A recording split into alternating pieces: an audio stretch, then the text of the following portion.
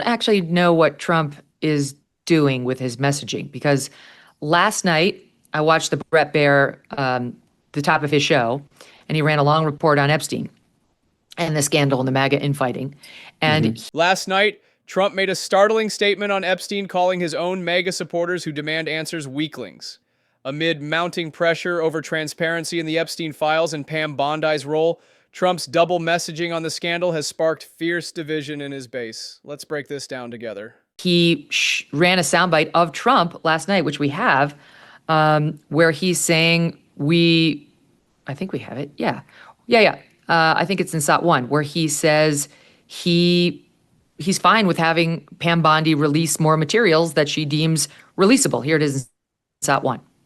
Your daughter-in-law said that there should be transparency in the Epstein case. Do you agree with her, sir? Trump agrees with transparency, but only if it's credible. A classic dodge that sets a high bar for releasing info, aiming to control the narrative while seeming cooperative. The Attorney General's handled that very well.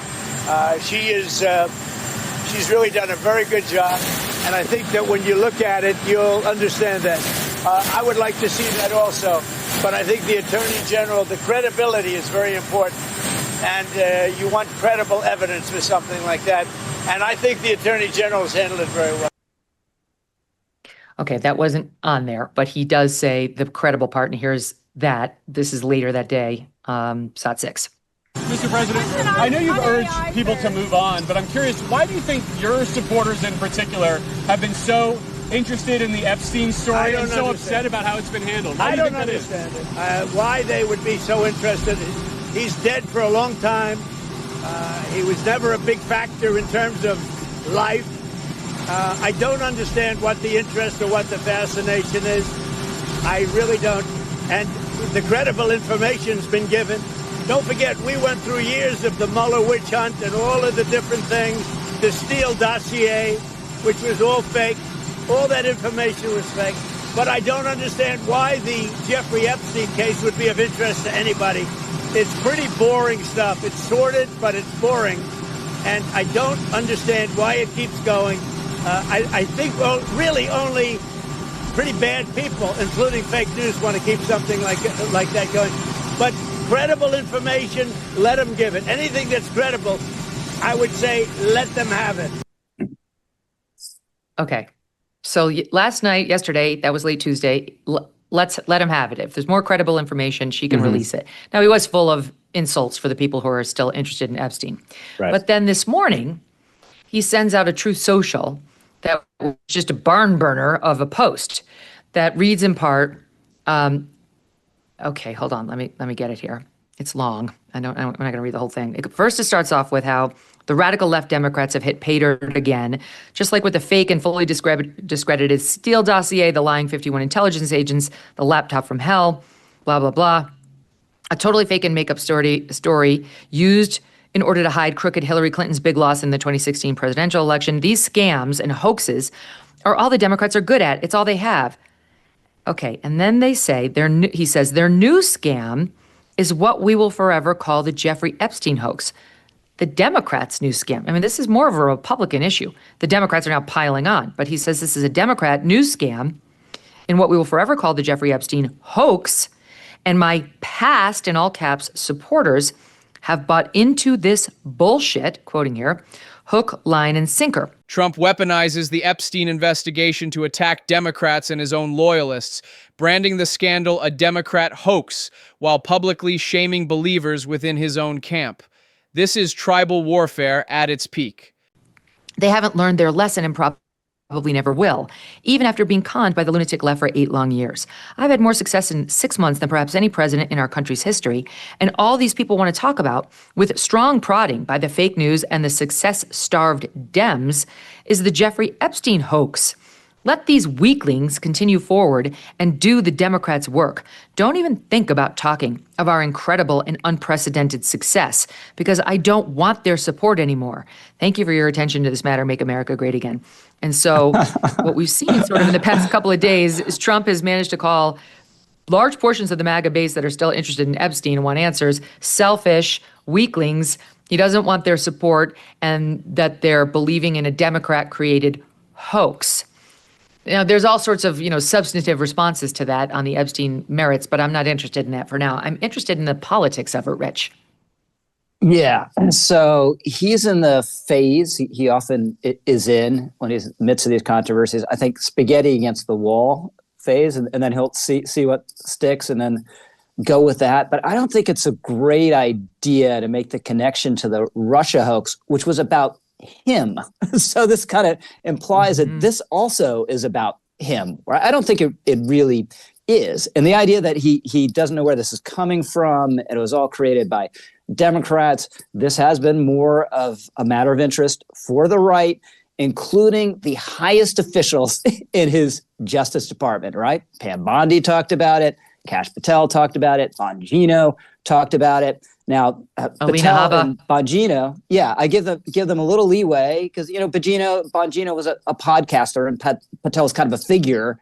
They didn't talk about it the same way once they were in office. It's Pam Bondi, right, who is a sitting Attorney General of the United States, handed out these ridiculous, bogus binders in a stupid act of pandering. These poor influencers, they held them up like they had, finally had the holy tablets. Of course, when they look through it, they realize it's all old or redacted and completely worthless, and then seem to suggest, she's wiggled out, tries to wiggle out of it, but seemed to suggest she had a client list on her desk. And then she, everyone wants it to go away. When she turns around a month or two later and says, "Oh, forget it," So I understand the questions about this, but and as you've put it, she either was lying then, right, when she said that had the client list, or is lying now when she says there's no client list. I take the first option. I think it was a stupid act of pandering and she got wrapped around the axle on this thing, and she should tomorrow she should do a press conference, and it should be till the last dog die kind of press conference. Everyone can come in. We're credentialing everyone. I don't care who you are or what outlet you're from, and I'll answer every single question about it. And that this is why the conclusion that we've come to. And if there are other things that can be released, as you know, and as I've discussed on the show, the Epstein files makes it sound as if it's like a file cabinet in the corner of her office, and she has one of those little file cabinet keys, and she can open it and take out the 10 manila folders with the Epstein files. Whereas it's a vast investigative record, and surely more can be released than has been released. Surely there's some things, grand jury secrecy and the rest that should stay, shouldn't be disclosed. But surely there's more to disclose. You know more about it than I do, since I'm a National Review type. But we haven't seen the autopsy, right? Have we seen the actual report on why they've concluded? I don't think so. Suicide? We've heard from the medical examiner for sure. I'm very well aware of what she found and why she found it, but I don't know that we have the actual paper. Could be, and I just haven't seen it. Yeah, why not? Here's right? the problem, if we don't. Rich. Here's the problem. Like it is. There's a middle ground here that I keep trying to remind people of. I don't believe that there's a massive pedophile ring that's being covered up, though. Stranger things have happened. I don't believe Trump did anything terrible that's in there that he's trying to hide, though it is possible that somebody made some scurrilous allegations against him, because that's happened on the record, outside of the Epstein case. So would I be shocked to see somebody did it? No, I wouldn't. I believe, though, that there might be some names in there who are politically connected to Team Blue and Team Red, and neither side has a great interest in sort of hanging those people out to dry. And those people would be the kind of people making calls, being like, would really appreciate it if you didn't do this, and maybe the donors are important enough that they're listening. That's a possibility. I'm just throwing that out there. But I think the way this needs to be handled, like any scandal, any potential scandal, is you get out early, you get out loudly, you open up all the coffers and say, come on in, take a look. This is everything we know. Despite Trump's hostile rhetoric, commentators urge full disclosure to stop the conspiracy wildfire, yet acknowledge even full transparency might never satisfy the most entrenched believers. This is everything we're going to give you, because now we're in a situation where even if Pam Bondi, I have to be fair to the administration, even if she does come on, I've asked her for an interview to come on this show, or gives a presser, or Kash and Dan Joyner, even if that happens, people who are really dug in on this are probably always at this point going to say, I don't believe it. Once you're dug in on something, it's almost unwinnable for Trump at this point. Trump's contradictory messaging on Epstein has pushed a wedge through the MAGA base, calling his supporters weaklings for seeking answers walks a tightrope between alienation and control.